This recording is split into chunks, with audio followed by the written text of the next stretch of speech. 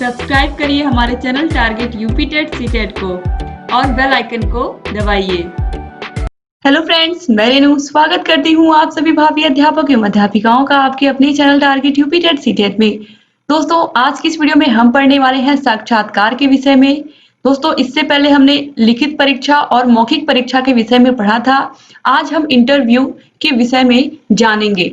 Interview आप सभी लोगों को पता है कि अगर हम किसी क्लास में बच्चे का एडमिशन ले रहे हैं, अगर क्लास 3rd में एडमिशन के लिए बच्चा आया है, तो हम क्या करते हैं, उस बच्चे का इंटरव्यू लेते हैं, यानी कि बच्चा कितना जानता है, उसकी पूर्व ज्ञान कितना है अपनी पिछली कक्षाओं का। तो उसी के आधार पर हम क्या करते हैं, उस बच्चे का एडमिशन करते हैं। अगर वो क्लास 3rd तक उसका जो ज्ञान है वो क्लास 3rd स्तर के बच्चों तक है, तो उसका एडमिशन क्लास 3rd में हो जाएगा। अगर नहीं है तो क्लास 2nd में भी उसका एडमिशन टीचर कर सकते हैं। तो इसी प्रकार से आपको पता है कि अगर आजकल जो एग्जाम होते हैं उसमें अगर नौकरी के लिए आपने कोई भी फॉर्म भरा है तो उसमें इंटरव्यू होता है, पहले रिटन एग्जाम होता है, उसके बाद फिर इंटरव्यू होता है। तो इस तरीके से जो इंटरव्यू है, इस शब्द से हम अपरिचित नहीं है, आप सभी लोग जानते हैं कि इंटरव्यू क्या होता है।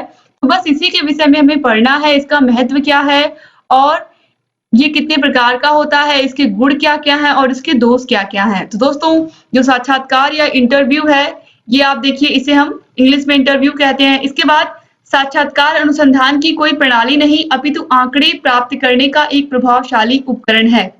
जब आप किसी भी बच्चे का इंटरव्यू लेते हैं, तो आप चेक करते हैं कि उसे कितनी जानकारी है, अपने विषय का कितना ज्ञान है, तो आप क्या करते हैं, आंकड़े ही तो इकट्ठा करते हैं। इसमें साक्षात्कारकर्ता एवं उत्तरदाता के मध्य बातचीत एवं अंतर्क्रिया होती है। आप जो भी प्रश्न अपने सामने वाले से पूछते हैं, उसका क्या मिलता है, आपको उत्तर मिलता है। तो इस तरीके से जब आप किसी भी बच्चे का साक्षात्कार लेते हैं, तो वह बच्चा आपके सभी क्वेश्चंस जो भी पूछे जाते हैं उसका आंसर देता है, और जिसका आंसर उसे नहीं पता होता है, वहां पर वो बच्चा बता देता है कि इसका आंसर मुझे नहीं पता है। तो इस तरीके से जो साक्षात्कार करता है, वो कोशिश करते हैं कि बच्चा सामान्य रूप से सभी क्वेश्चंस का आंसर दे दे। इसके बाद देखिए, साक्षात्कार विधि से छात्रों की समस्याओं एवं उनकी स्थितियों की जानकारी प्राप्त करके उन्हें उचित शैक्षिक एवं व्यावसायिक निर्देशन दिया जा सकता है। यानी कि जब हम बच्चे का इंटरव्यू लेते हैं, तो केवल यहाँ पर इंटरव्यू का मतलब कि कक्षा बच्चे का किसी अगले क्लास में बच्चे का हम एडमिशन ले रहे हैं, या किसी नौकरी के लिए हम किसी का इंटरव्यू ले रहे हैं, यहाँ पर सिर्फ इसी से मतलब नहीं है, बल्कि किस तरीके से हम साक्षात्कार विधि के माध्यम से छात्रों की जो समस्याएं हैं, विषयगत समस्याएं, कोई बच्चा हिंदी में कमजोर है, कोई बच्चा इंग्लिश में कमजोर है, या फिर कोई बच्चा गणित या विज्ञान में कमजोर है, तो किस तरीके से उसकी स्थितियों का पता लगा करके हम उसे निर्देशन दे सकते हैं और उसको उस विषय में अच्छा बना सकते हैं। इसके बाद उसको देखिए, आजकल अधिकतम नौकरियों में भर्ती के समय साक्षात्कार प्रणाली का प्रयोग बहुत होता है। आपको पता है कि आजकल मैक्सिमम ऐसे जॉब है जहां पर आप लोगों को इंटरव्यू की, आप लोग देखिए मैक्सिमम जगह क्या होता है, इंटरव्यू होते हैं। लेकिन फिलहाल अभी अगर मैं प्राइमरी टीचर्स की बात करूं, जिसके लिए आपको तैयारी करनी है, यूपी टेट देने के बाद सुपर टेट देना है, अगर आपने डीएलएड कंप्लीट करके यूपी टेट क्लियर कर लिया, सुपर टेट क्लियर कर लिया, तो आप सीधे प्राइमरी के मास्टर बन जाएंगे। तो यहाँ पर अभी तो फिलहाल आप प्राइमरी स्टेज में इंटरव्यू की अभी तो फिलहाल कोई आवश्यकता नहीं महसूस की गई है, तो अभी आप लोगों के लिए राह बहुत कठिन है दोस्तों।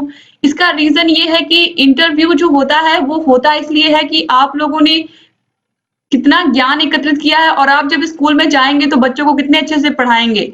लेकिन समस्या यहाँ तब आती है जब कहीं कहीं पर पक्षपात देखने को मिलता है इंटरव्यू में, और कहीं कहीं पर और भी बहुत सारी चीजें सुनने को मिलती है। भ्रष्टाचार की वजह से ही प्राइमरी में अभी तो फिलहाल साक्षात्कार यानी कि इंटरव्यू पर रोक लगी है, और अभी फिलहाल आप लोगों के लिए रास्ता आसान है दोस्तों। आप लोग अगर मेहनत करते हो यूपी टेट में, सुपर टेट में, तो आप लोग डायरेक्ट प्राइमरी के मास्टर बन जाएंगे।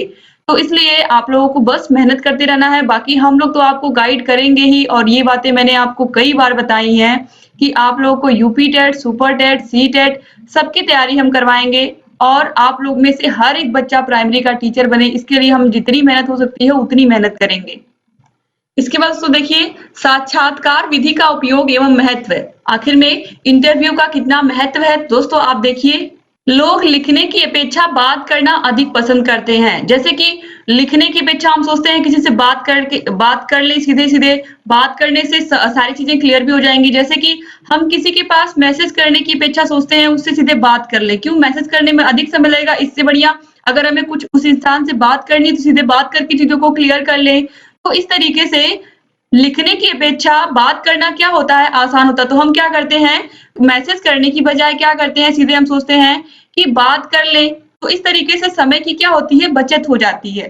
ठीक है? अब देखिए बच्चों, अशिक्षितों, भाषा की कम जानकारी रखने वाले व्यक्तियों तथा कम बुद्धि अथवा असामान्य मस्तिष्क वाले व्यक्तियों के लिए यह उपकरण उपयुक्त होता है। साक्षात्कारकर्ता की तकनीकी लचीली होती है। साक्षात्कारकर्ता आवश्यकता अनुसार अपने प्रश्नों में परिवर्तन कर लेता है। इससे वास्तविक सूचनाओं को प्राप्त किया जा सकता है। यहाँ पर बताया गया है कि जो इंटरव्यू लेने वाला व्यक्ति है और जो इंटरव्यू दे रहा है, इंटरव्यू लेने वाला उससे क्या कर सकता है, क्वेश्चन जो पूछ रहा है उसमें परिवर्तन भी कर सकता है और अलग-अलग तरीके से जाँचने की कोशिश करता है कि यह बच्चा कितना जानता है या इसे अपने क्षेत्र में जिस कार्य के लिए हम इसको रख रहे हैं, उस कार्य की इसे कितनी नॉलेज है। तो अलग-अलग प्रकार के क्वेश्चन वो व्यक्ति पूछ सकता है। इसके बाद इसका प्रयोग विद्यार्थियों को शैक्षिक एवं व्यावसायिक परामर्श देने हेतु और शोध अध्ययनों में एक उपकरण के रूप में प्रायः प्रयुक्त किया जाता है। यानी कि शिक्षा में इसे व्यावसायिक परामर्श देने हेतु प्रयोग किया जाता है। यानी कि बच्चा किस फील्ड में जाना चाहता है, उसी फील्ड के अनुसार उसे उसकी आगे की पढ़ाई कंटिन्यू हो। इसके बाद उसको देखिए साक्षात्कार के प्रयोग। इसमें साक्षात्कार के प्रकार, साक्षात्कार के संरचना के आधार पर दो प्रकार का साक्षात्कार होता है। इसमें देखिए संरचित साक्षात्कार या मानकीकृत।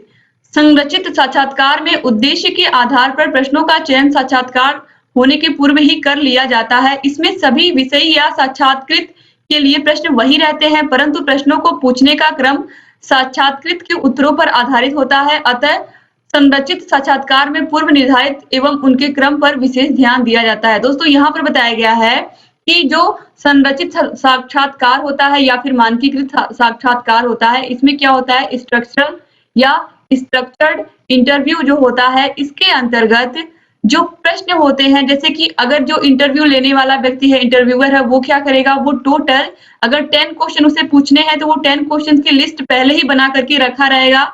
जब बच्चा उनके सामने आएगा तो वो क्या करेंगे, उन्हीं में से क्वेश्चन पूछेंगे। अब मान लीजिए पहला क्वेश्चन उन्होंने पूछा, उसका जवाब बच्चे ने दिया, दूसरा क्वेश्चन पूछा, उसका भी दिया, तीसरा पूछा तो तीसरे का आंसर बच्चा नहीं दे पाया। तो अगर तीसरे का नहीं दे पाया तो वो आगे बढ़ जाएंगे, चौथे पर बढ़ जाएंगे। फिर मान लीजिए पांचवें का आंसर बच्चा नहीं दे पाया तो वो छठवें पर बढ़ जाएंगे। तो इस तरीके से वो प्रश्न वही पूछते हैं जो जिसकी लिस्ट वो बना करके लेकर के आते हैं, और अगर बच्चा जवाब नहीं दे पाता है तो वो अगले प्रश्नों की तरफ बढ़ जाते हैं। ठीक है, यानी कि यहाँ पर पहले से ही प्रश्न बने हुए होते हैं, संरचित होते हैं। इसके बाद देखिए दूसरा है असंरचित साक्षात्कार।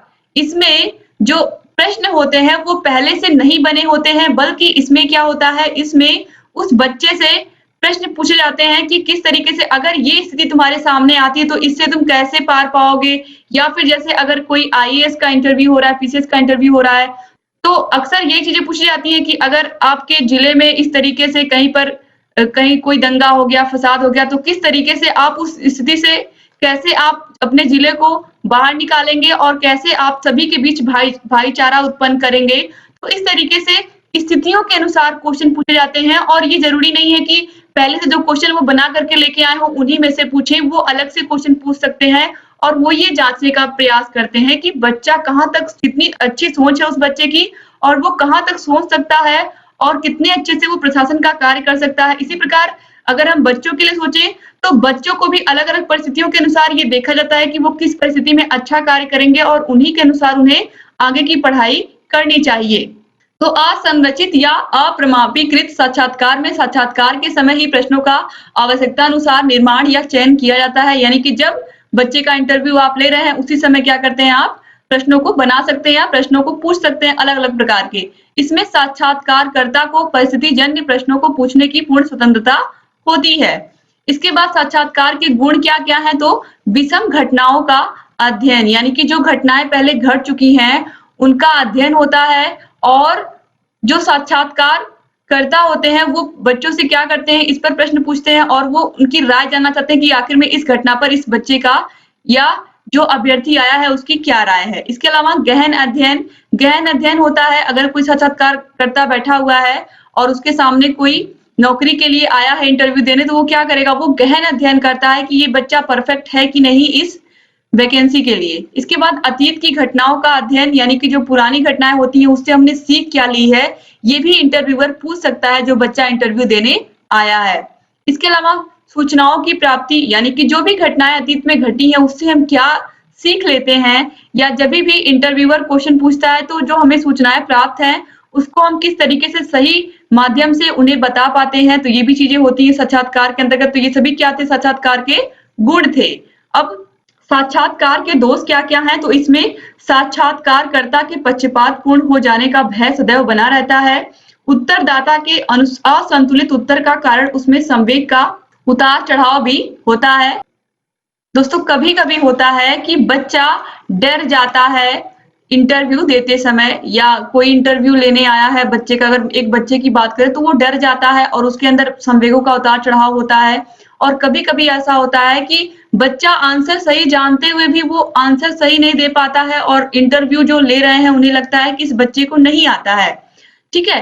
इसके अलावा साक्षात्कार के समय कभी-कभी प्रयोज्य अपने वास्तविक विचारों या मनोभावों को नहीं व्यक्त करता, इससे कभी-कभी सही सूचना नहीं मिल पाती है। जैसे कि कभी-कभी क्या होता है कि जो व्यक्ति इंटरव्यू देने आया है और जो व्यक्ति इंटरव्यू ले रहा है, अगर लेने वाला व्यक्ति सही से क्वेश्चन पूछ रहा है और जो व्यक्ति इंटरव्यू देने आया है वो अगर आंसर नहीं सही से बताना चाह रहा है या फिर अपने जो मनोभाव है उनको सही से नहीं व्यक्त कर पा रहा है, तो भी क्या होगा, इससे साक्षात्कार सही से हो ही नहीं पाएगा। इसके अलावा आपने देखा अभी साक्षात्कारकर्ता के पक्षपातपूर्ण हो जाने का भय सदैव बना रहता है। इसका रीजन ये है कि अगर जो साक्षात्कार करता है उनका कोई रिश्तेदार है, कोई रिलेटिव है, तो वो सोचेंगे कि इसका चयन हो जाए, बाकी किसी का हो या ना हो। अक्सर ये चीजें देखने में भी आती है, न्यूज़पेपर में भी आप लोग पढ़ते हो। तो ये सब चीजें क्या है, नेगेटिव पॉइंट है साक्षात्कार या इंटरव्यू के। इसमें भ्रष्टाचार बहुत बढ़ता है और जैसे होता क्या है कि किसी बच्चे से हमने सरल-सरल क्वेश्चन पूछ लिए किसी अभ्यर्थी से, और किसी से क्या किया हमने कठिन-कठिन पूछ लिए और जानबूझकर ऐसा किया, तो ये क्या हो गया, गलत हो गया ना। तो ये साक्षात्कार का क्या हुआ, दोष हुआ। तो इस तरीके से यहाँ पर आज आपने इंटरव्यू के विषय में पढ़ा। इंटरव्यू हम किसे कहते हैं, इंटरव्यू के प्रकार कितने होते हैं, इसका महत्व क्या है, इसके गुण क्या है, इसके दोष क्या हैं। उम्मीद करती हूँ ये वीडियो आपको अच्छा लगा होगा। यहाँ आपको आई बटन दिख जाएगा, आई बटन पर क्लिक करके आप सभी वीडियोस को देख सकते हैं। थर्ड सेमेस्टर की जितनी भी वीडियोस हैं, आपको first paper, second paper, maths, इसके अलावा आपको एसएसटी, हिंदी, सभी की क्लासेस अवेलेबल है हमारे चैनल पर। डिस्क्रिप्शन बॉक्स और कमेंट बॉक्स में आपको सभी वीडियोस की लिंक मिल जाएगी। दोस्तों अगर अभी तक आपने हमारे चैनल को सब्सक्राइब नहीं किया है तो प्लीज सब्सक्राइब कर दीजिए और बेल आइकन को भी प्रेस कर दीजिए, ताकि हम जो भी नई वीडियोस बनाते हैं उन सभी का नोटिफिकेशन आप लोग के पास समय से जाए और आप हमारे सभी वीडियोस को ऐसे ही देखते रहें। एक बार फिर से आप सभी भाई बहनों का बहुत बहुत शुक्रिया वीडियो पूरा देखने के लिए। डिस्क्रिप्शन बॉक्स और कमेंट बॉक्स में आपको सभी विषयों की लिंक मिल जाएगी। अगर वीडियो अच्छी लगे तो प्लीज वीडियो को लाइक करके जाइएगा और अपने अच्छे प्यारे प्यारे कमेंट्स करना मत भूलिएगा।